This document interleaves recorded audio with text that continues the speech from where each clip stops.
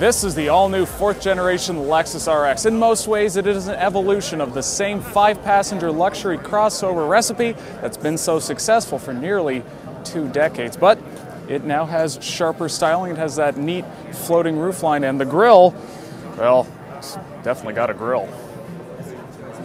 The RX is bigger though, with 2 extra inches of wheelbase and 5 extra inches of overall length. In particular, this gives it more rear seat legroom and further distinguishes the RX from the smaller NX. The engines will also be familiar. The RX 350 gets an upgraded version of the existing 3.5-liter V6, now good for 300 horsepower, up from 270. An 8-speed auto is standard.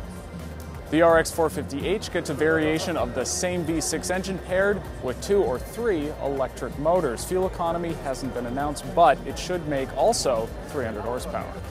Here's a neat feature. If you have the key in the pocket, you don't have to touch the dirty tailgate.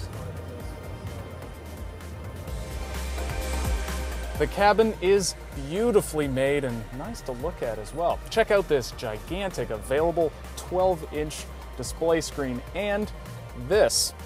Lexus has gone back to the remote touch joystick style controller. Now, frankly, we were never big fans of it, but it's a heck of a lot better than the touchpad that replaced it in the NX and RC.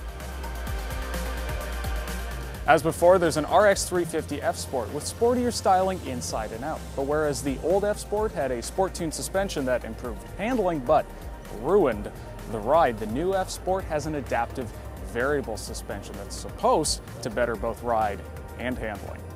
We'll have to wait to drive it to see if it actually does that, but this could be the biggest change ultimately for 2016. So, same successful recipe, but generally more interesting. Seems like it will be an even tougher competitor for other mid-size luxury SUVs like the Acura MDX, Infiniti QX60 and QX70, as well as the Mercedes-benz GLE that was also introduced here in New York. The RX goes on sale this fall.